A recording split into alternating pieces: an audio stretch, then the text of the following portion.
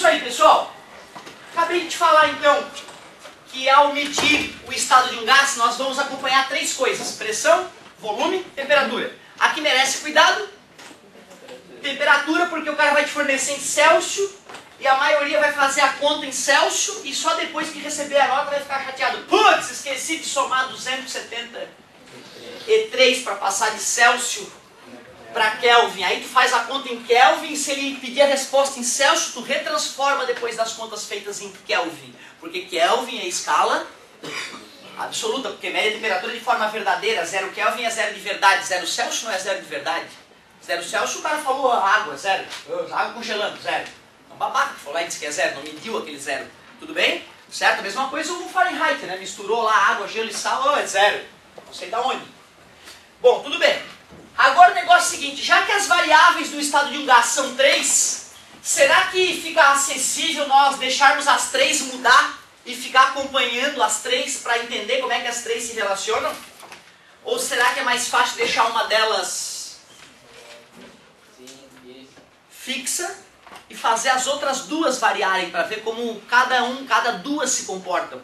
Tu concorda? Porque se imagina, eu pego lá um gás, esquento, mudo o volume e meço a temperatura.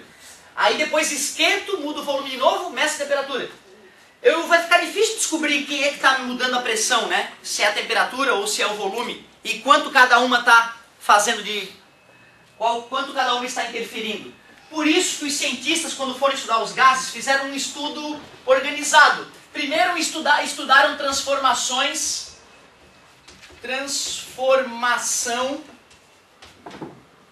isovolumétrica. Adivinha o que é uma transformação isovolumétrica? Mesmo volume. Por isso que ele não vai chamar de isovolumétrica, porque fica fácil descobrir que é mesmo volume. Eles vão chamar, talvez, de isométrica. Mas tudo bem, né? Bem parecido, né? Por isso que eles não vão usar também. Eles vão chamar de isocórica, aí sim. Parabéns, é isso aí, o barômetro medidor de pressão, né? Então a isobárica é a pressão constante, é por isso que eu te falei o nome do equipamento que mede pressão, para ajudar esse tipo de interpretação depois. Então tu vai ter que decorar que transformação isocórica é aquela na qual o volume do gás permanece constante, obrigado. Transformação isocórica, volume é uma constante. Ah, então é fácil fazer isso, é só pegar um botijão de aço, pronto. Que equipamento será que eu vou instalar nesse botijão de aço para poder tentar entender o comportamento do gás? Será que eu instalo um medidor de volume? Será que eu preciso medir o volume? Não, porque é constante, né? Então eu não vou medir o volume. O que eu vou medir? A pressão, vou instalar o barômetro, tudo bem? Olha que bonito e moderno esse barômetro. E vou instalar claro, assim eu acompanho a temperatura e a pressão. Olha que legal. Mas no laboratório nós temos que medir as coisas, né? E geralmente a gente faz um gráfico. Eu vou fazer o gráfico da pressão versus temperatura. Então vamos lá, não mexam em nada, por favor, no laboratório. Sim, 200 Kelvin, estou vendo. 200 Kelvin, deixa eu ver. Ou 3 vezes 10 na 5 Pascal. Como tu não está acostumado com Pascal, eu vou colocar 3 atmosferas. 3 atmosferas. ATM aqui, ó. Aqui sempre em Kelvin. Então tá, quer dizer que nós já temos um ponto do gráfico, né? Eu vou ligar aqui o fogareiro, deixa eu ver aqui, calma, mais um pouquinho. Sim, 400 Kelvin, ali. 400 Kelvin, vai. Como é que tu sabe que é 6? Tu estudou em casa, gases. Estudasse em casa, gases, foi isso? Não é que é óbvio, que a natureza é óbvia, a física que eu quero te ensinar aqui ela é óbvia e simples. Porque se dobrou a temperatura absoluta, claro, a temperatura mede o grau de agitação, molécula mais agitada. Vai bater com mais força no recipiente, gerando maior. Lógico. Peraí, se dobrou uma e dobrou a outra, é porque está ficando uma reta. Quem estudou isso foi Charles. Charles estudou isso e ele falou então, que hoje é conhecido como a primeira lei de Charles. Quando um gás está com volume constante, a é de proporcional à temperatura. em Kelvin. Ou absoluta, não é isso? É isso, então tu vê, cara, ó, primeira lei de Charles. Primeira lei de Charles, eu não vou escrever. Mas é importante saber que dita ela é assim, quando um gás está com volume constante, A é temperatura em Kelvin absoluta. Que tu falando aqui em casa, tu não precisa falar, entendeu? Não sei se tu estudar em casa direito. Principalmente se tu fala realmente de verdade. Primeira lei de Charles. Matematicamente ela é assim, ó. Temperatura, ou melhor, pressão antes. Ou pressão 1 dividido por temperatura 1 é igual a pressão 0 dividido por temperatura 0. Tudo bem? Ah, pode ser 2, é porque eu faço isso para provocar mesmo. 2 e 2. Né? Depois vocês vão entender porque que eu boto 0. É um problema psicológico gerado na época que eu era estudante de idade de vocês. T1, T1, T0, T0. Tá beleza? É babaquice, bobagem. Vou até fazer assim. Ô galerinha, ficou fácil entender o comportamento de um gás quando o volume é constante, né? O volume não interfere, dobra a temperatura, dobra a pressão, triplica a temperatura, triplica a pressão. 10 vezes menor a temperatura, 10 vezes menor a pressão. Por isso o gráfico dá uma reta. Lei de Charles. O que falta fazer agora? Já entendemos quando é o volume constante. Agora já sabemos tudo sobre gás. Não. Vamos deixar agora a pressão ou temperatura constante. O que tu acha que é mais fácil deixar? Pressão ou temperatura constante? Temperatura. Cara, por incrível que pareça, deixar a temperatura de um gás constante é uma encrenca, bicho. É uma encrenca que o safado quer mudar. Se tu espreme, ele quer esquentar. Se ele se expande, ele quer esfriar. Impressionante, cara. Não é fácil deixar a temperatura constante. Mas pressão, os caras desenvolveram um mecanismo bem simples para deixar a pressão de um gás constante. Aliás, tua mãe usa esse mecanismo. Nós usamos ele em vários momentos no dia a dia. Olha só como é que se faz uma transformação isobárica. O que é isobárica mesmo? Por que tu vai lembrar que isobárica é pressão constante? Por causa do barômetro. O barômetro é medidor de pressão e isobárica não pode significar outra coisa. Olha como é que se faz uma transformação isobárica. Tu pega um cilindro com um êmbolo móvel e bota em cima desse êmbolo um certo peso. Quanto mais peso tu colocar aqui, maior vai ser a pressão, porque pressão é força. A força que é o peso é constante e a área do êmbolo é constante. Então quer dizer que se eu esquentar esse gás, as moléculas ficam mais agitadas, empurram o êmbolo para cima, aliviando a pressão. Se eu esfriar o gás, as moléculas ficam menos agitadas, o êmbolo desce, mantendo a pressão constante. Claro, né? Pressão é força sobre área, não tem que mudar, né? O cara tem que olhar para isso aqui, né? E perceber que essas duas grandezas são constantes nessa situação. Então não tem como. Tu vê, cara, é só ter um êmbolo móvel e botar pezinho ali em cima para regular a pressão do jeito que tu quiser. Que equipamento é esse que a tua mãe usa? Panela de pressão. Ela não pode ficar botando fogo na panela de pressão e aumentando a pressão buf, explode e mata a mamãe. Então tem que ter um aparelhinho, um pezinho ali que suba e deixe vazar gás. Que pezinho é esse? Isso, é o biquinho ali da panela, é um pezinho, pode pegar ele é pesadinho. Aquele peso foi calculado pelo engenheiro para ter certeza que não vai explodir a panela, certo? Beleza? Legal. Quer dizer que eu vou instalar o que aqui nesse equipamento aqui? O que eu vou instalar aqui? Termômetro, tem que medir a temperatura, não é? A pressão eu que calculei no dia que eu construí o equipamento. Então eu não vou precisar saber a pressão, não vou precisar medir ela. Eu já sei matematicamente pela maneira como eu construí o equipamento.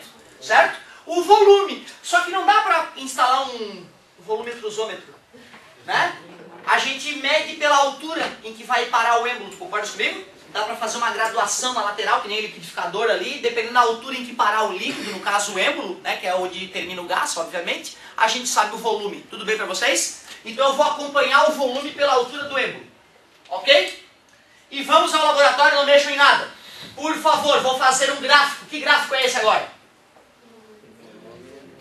Claro, temperatura em... Outra, ó, por que eu não fiz gráfico de volume por qualquer coisa? Ou qualquer coisa por volume? Por que eu não fiz isso? Porque já que o volume era constante, os gráficos ficavam idiotas. Tudo bem para vocês? Não que eu não pudesse fazer aqueles gráficos na outra transformação, eles podem até te pedir para fazer. Mas a gente não estuda aquele gráfico, é um gráfico idiota, pô, o volume é constante, é uma reta. Ou assim, né? Tudo bem para vocês que eu estou dizendo aqui? Volume constante, volume constante. Tudo gráfico que não tem sentido estudar. Vai, deixa eu ver, 300 Kelvin, deixa eu ver qual é o volume. Oh, sim, sim, são 5 litros. E aí, 600 Kelvin. Hã? Meu Deus, como é que tu sabe? Estudou de madrugada, não é possível. Não, é porque Deus é matemático, a natureza é simples de entender na maioria dos casos. Principalmente esse comportamento que eu quero te mostrar aqui no ensino médio, é tranquilinho. Que gráfico é esse, professor? Pelo amor de Deus. Já que é diretamente proporcional, dobrando temperatura, dobra o volume, claro que vai ficar uma retinha. Quem estudou isso foi o Charles de novo. Só que o Charles tinha um amiguinho, o Gay-Lussac, é o nome do cara, certo? E aí a gente conhece essa lei como segunda lei de Charles, ou para ser mais justo, lei de Charles e Gay-Lussac. Lei de Charles. Eu vou ter que decorar os nomes, né, professor? Cara, sinceramente eu acho que não. Não que já não tenha acontecido do cara cobrar, né, de quem era a lei, que eu acho uma extrema babaquice de mau gosto, não tem nada a ver com saber física, né? Mas, geralmente eles te contam no enunciado quem é quem. A UFSC vai lá e conta a história dos caras e tal, e depois você está perguntando, então né, não precisaria decorar. É lei de Charles e Gay-Lussac, se bem que com um nome desse não é difícil, né? Lei de Charles e Gay-Lussac diz que estudaram juntos e conseguiram descobrir a relação. Quando a pressão é constante, o volume do gás é diretamente proporcional à temperatura em Kelvin, a temperatura absoluta. Então tu vê, não é difícil escrever a lei de Charles e Gay-Lussac. Quando um gás está sob pressão constante, o volume é diretamente proporcional à temperatura. Só isso, matematicamente, vai! V1, é isso que eu queria. T1, É igual V2 pode ser T2. A galera percebendo que era matematicamente igual ao anterior, só mudou a pressão pelo volume, né? Concorda comigo? Ficou fácil de achar a fórmula matemática para a segunda lei de Charles. E tu sabe, meus problemas psicológicos, 0 e 0. Beleza. Só falta uma situação para a gente dominar o comportamento das transformações gasosas. Que é descobrir o que acontece com relação a volume e pressão quando a temperatura é constante. Fazer esse experimento dá um pouco mais de trabalho, porque não é simples fazer uma coisa mecânica que segure a temperatura do cara igual. Eu já te falei, o gás ele tem uma tendência natural de esquentar quando a gente espreme ele. Eu não sei se eu já cheguei a comentar com vocês, mas nós falaremos um pouco mais à frente sobre isso. O motor diesel ele não precisa de vela, porque ele espreme o gás 16 vezes. Ele diminui o volume do ar atmosférico 16 vezes dentro do motor. Ao fazer isso, o ar vai para 600 e poucos graus. Sem fogo, sem nada, só de espremeção. Aí quando o diesel é injetado lá nesse ar quente, explode automaticamente sem precisar de faísca. Diferente dos outros carros gasolina, GNV, álcool, né? Que tu espreme uma mistura de álcool com combustível e aí vem uma faísca elétrica da vela e faz explodir aquela mistura, certo? Então tu vê, o motor diesel nos lembra que espremendo um gás, a temperatura aumenta. Até a bomba de futebol, né, cara? Enche a bola de futebol, se bem que parte daquele calor é atrito, né? É atrito do êmbolo com o corpo, com o cilindro da bomba. Mas dá pra perceber também que esquenta. Aliás, tem uma outra situação oposta a essa de espremer, que tu também já deve ter visto. Vai dizer que não gela? Não é? Então o desodorante aerosol nos lembra que quando um gás se expande, ele tende a esfriar. Fundamental lembrar disso para entender um pouquinho melhor a termodinâmica, o funcionamento dos motores dos carros, por exemplo. Beleza? Cara, então vai ser duro esse aqui, hein? Transformação isotérmica. O que é isso? Tu não tem direito de errar essa, pelo amor de Deus, não tem apelido feio também. Bom, o que eu vou fazer para o gás não mudar a temperatura? Uma possibilidade, sei lá, é pegar um recipiente com bastante água e gelo, que eu deixar misturado água e gelo, aí eu sei que vai estar a que temperatura? 0 grau. E boto o recipiente onde o gás vai estar dentro dessa recipiente com água e gelo misturado. Assim eu posso, sei lá, botar um êmbolo eletrônico lá para espremer o gás e botar barômetro para medir a pressão e fazer um estudo mantendo a temperatura do gás sempre a 0. Claro que eu não posso pegar lá dentro desse equipamento e espremer o gás rápido, né? Porque ele vai esquentar, não vai dar tempo de o calor ser transferido para o ambiente ali em volta. Pra tu ver como é mais delicada essa experiência aqui. Sorte que nós estamos no laboratório virtual. Sim, aí tudo dá certo. Aí vamos lá. Essa máquina é incrível. Pressão, temperatura constante. Ok. Constante. Qual a temperatura? Tu escolhe, é eletrônico, tem aqui o display, tu bota a temperatura, ela se vira e deixa a temperatura constante. Viva o laboratório virtual. Agora o seguinte, ó. Vamos lá. Temperatura adianta medir? Não, eu selecionei na máquina Ninja Mutante. Eu vou medir o que então? Pressão. Medidor eletrônico de volume, incrível. Certo? Geralmente a gente sabe, a gente olha para o recipiente, vê o tamanho do recipiente e infere daí. Mas aqui nessa laboratório moderno aqui tem um medidor de volume eletrônico. Incrível! Galerinha, mudou, hein? A brincadeira mudou! Te coloca lá no lugar das moléculas. Imagina um show. Tá lá o show, todo mundo espremido aqui. 100 pessoas nessa sala, espremidas. Aí de repente abre o portão. Aumentou o volume. O que acontece com a pressão? Todo mundo sabe disso. Meu Deus, dá um alívio. Ai, vão abrir. Abriu. Oh. Na hora que tu sai daquela multidão que estava espremida, né, que aumenta o volume. Ah, meu Deus, que alívio. Né? Se nós nos colocarmos no lugar das moléculas, dá para perceber que aumentando o volume, a pressão diminui. São grandezas inversamente proporcionais. Olha que interessante. Vamos ver se teu coração vai responder adequadamente agora. Vamos ver. Então o volume era minúsculo, era um volume de 2 litros apenas. E a pressão era enorme, uma pressão em atmosferas de 32 atmosferas. 16 tá bom, 16 atmosferas.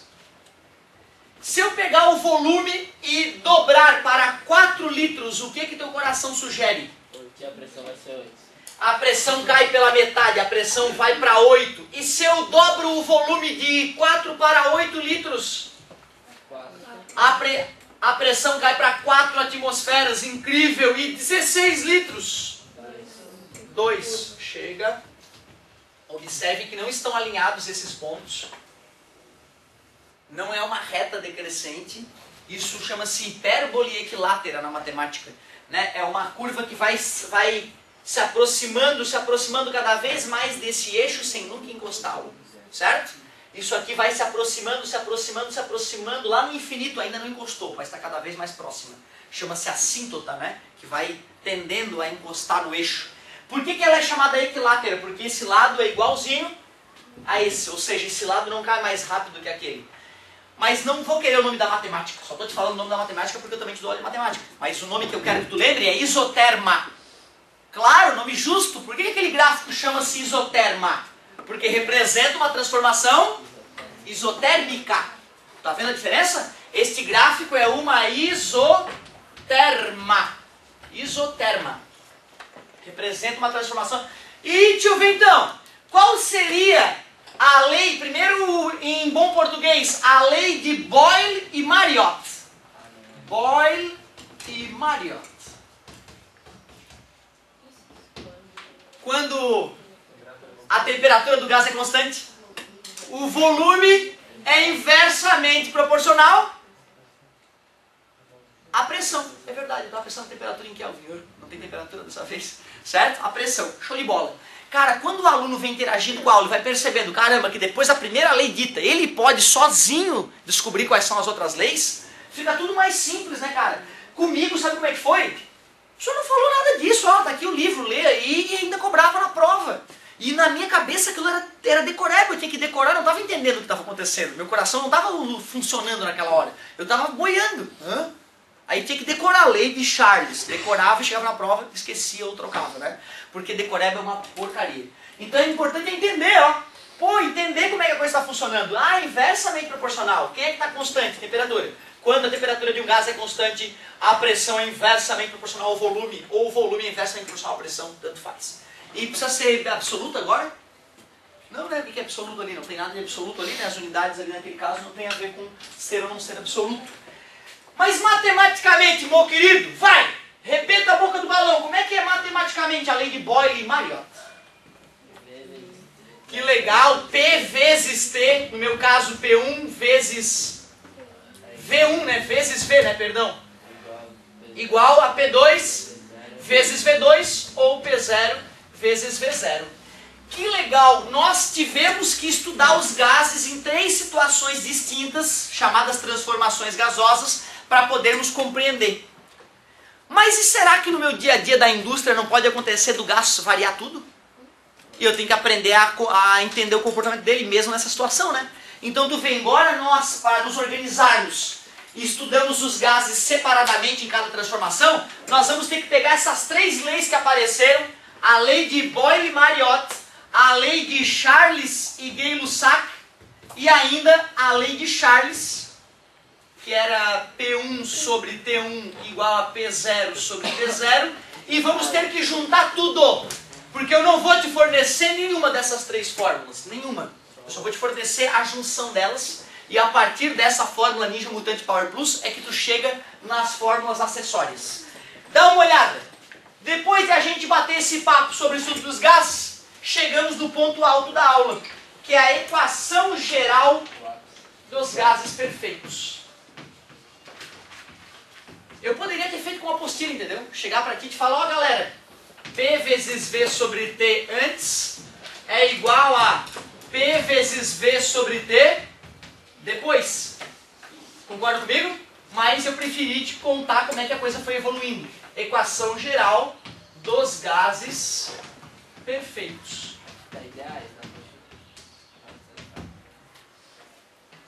Mas o que são gases perfeitos? Os reais se comportam como ideais. Então tu vê, pela apostila só dá para aplicar nos gases que não existem. Na minha, pelo menos, dá para aplicar nos que existem. E que se funcionam como os que não existem, né? Certo? Mas parabéns, é assim que se faz. É sempre importante estar pontuando, né? Eu tenho visto ela mais comumente chamada de equação geral dos gases perfeitos. Mas tu vê, não tem erro a gente chamar de ideal. Certo? O bom é que para ser chamado de gás ideal, funciona sempre para o gás ideal, né? Gás perfeito não vai funcionar sempre, né? Porque na hora que ele deixa de ser perfeito, já não vai mais funcionar. Legal. Agora olha só, por que eu estava falando P0, V0 e T0 depois do P1, V1, T1, que é contra a ordem? Eu não sei porque meu professor de química, né? Eu aprendi em química, isso aí não aprendi em física, né? Era físico-química lá. E inclusive a Yara me perguntou, professor, já chegou na equação de Clapeyron, que é o que eu vou demonstrar para vocês agora.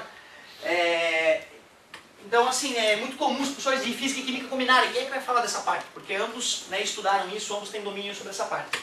O meu professor, então, ele falava sempre, ó, PVT povotó, ele tinha uma voz assim, ó, PVT povotó, PVT povotó, PVT povotó. E aquilo impregnou no meu cérebro de tal jeito que quando eu olho uma questão e vejo lá, um gás sofreu transformação, vem na minha cabeça, PVT povotó. E aí eu já saio, já escrevo PVT povotó e mato a questão. Então foi por isso, de tanto o cara falar PVT povotó, PVT povotó, PVT povotó. Aí, meu Deus, cara, aquilo ali eu não consigo mais me desvencilhar do PVT povotó. Eu leio a questão, um gás tinha temperatura, eu já pego PVT povotó, já sai da minha mão automática, PVT povotó. E deu, é isso, um gás tinha PVT povotó.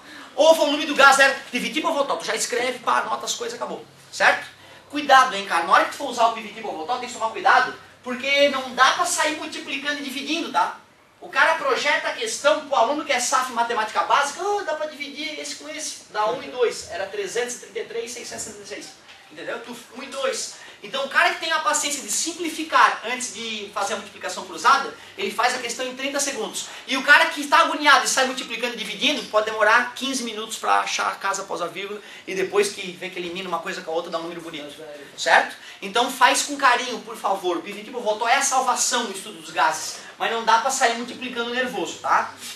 Aliás, como é que eu vou fazer o PVT povotó se transformar nas outras?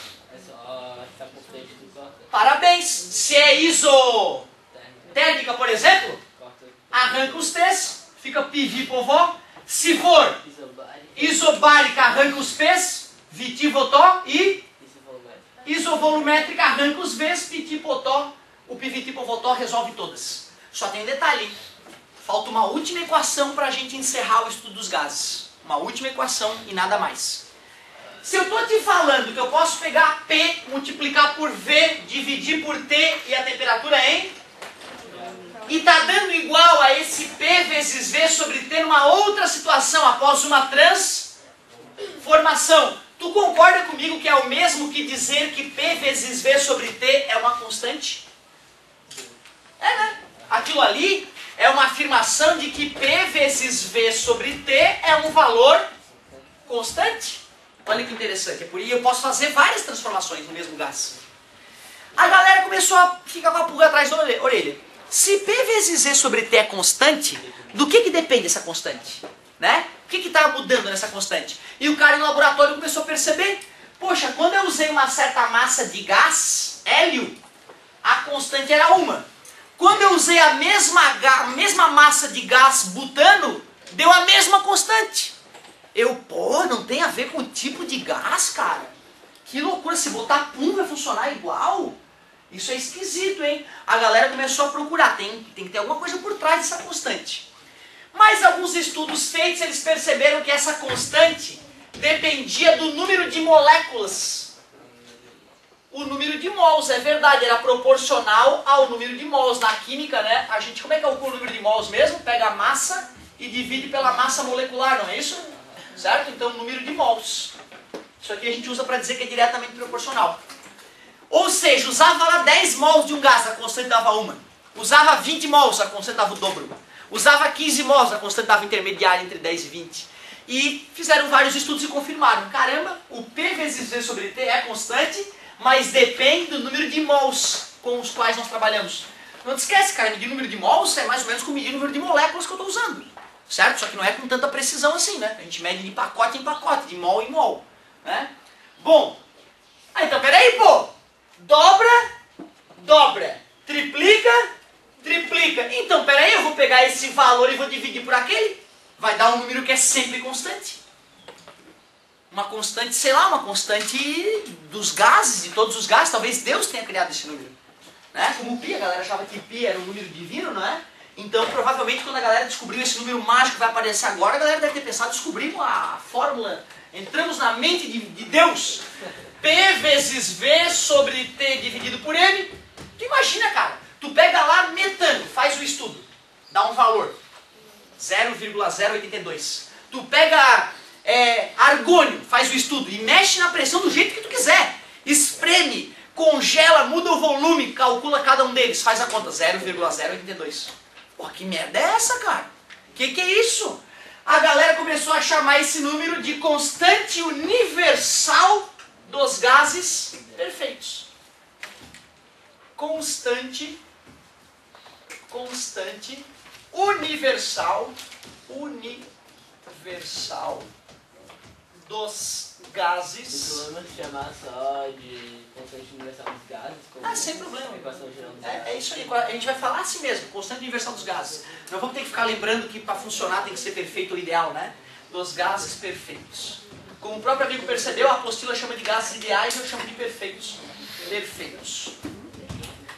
Agora, lembrando que não é da minha cabeça que eu te chamei de perfeito, né? Porque dos livros que eu estudo eles chamam de perfeitos, né? E nada se cria, tudo se copia. Somente uma pessoa normal como eu. Tá dividindo, passa? Aí ela fica legal. Aí fica P vezes V igual a N RT. Lembra que um dia eu comentei as piadinhas infames sobre essa fórmula?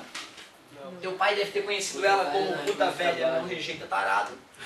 Certo? Te juro. Né? A maioria das pessoas mais velhas tinha essa piadinha clássica.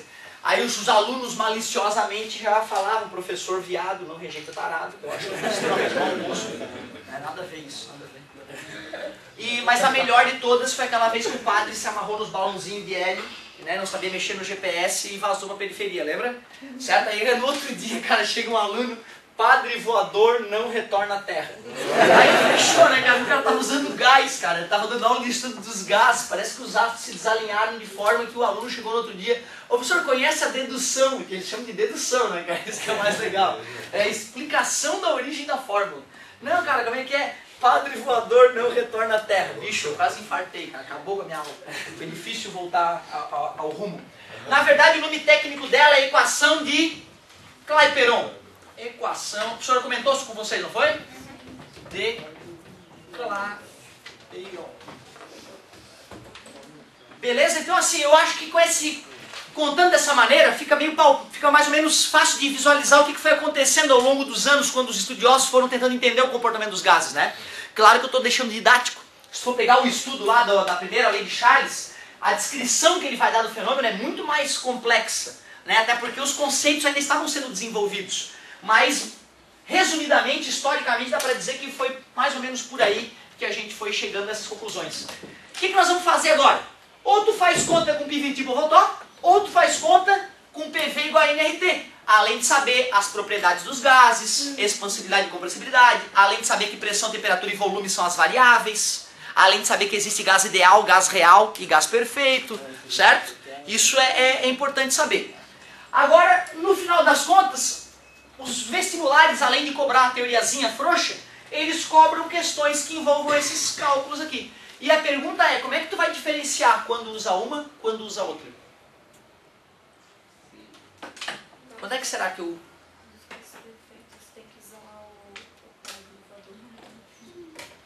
Na verdade, o gás tem que ser perfeito para a gente fazer a conta.